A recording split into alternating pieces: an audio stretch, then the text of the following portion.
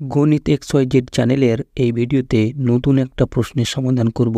প্রশ্নটা হলো x+1 × x+2 সমান 34/33 স্কোয়ার হলে x এর মান কত হবে? চলো নির্ণয় করি।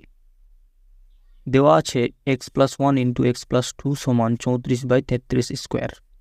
আমরা এটাকে লিখতে পারি x+1 × x+2 মাইনাস 34/33 স্কোয়ার সমান 0।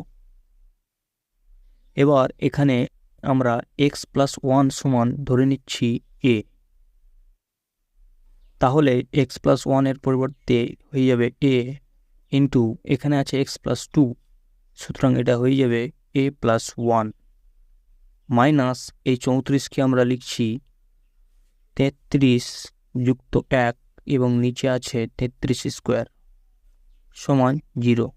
এবার এটাকে গুণ করে দিলে এটা হয়ে যাবে a square plus a minus এটাকে যদি আলাদাভাবে ভেঙে দিই তাহলে এটা হয়ে যাবে 33/33 স্কোয়ার, সুতরাং 1/33 মাইনাস 1/33 স্কোয়ার সমান 0।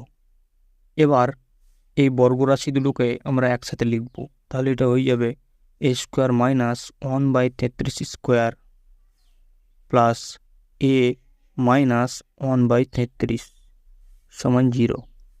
এবার এই দুটো সংখ্যাকে a square minus b square সূত্রে ভাঙলে এটা হবে a plus 1/33 into a minus 1/33 plus এখানে আছে a মাইনাস 1/33 সমান 0। এবার এই দুটো রাশি থেকে a মাইনাস 1/33 কমন নিলে এটা হবে a মাইনাস 1/33 ইন্টু এখানে আছে a প্লাস 1/33 প্লাস এখানে আছে 1 সমান 0। এবার আমরা a এর মান যদি বসিয়ে দিই x+1, তাহলে এটা হয়ে যাবে x+1 মাইনাস 1/33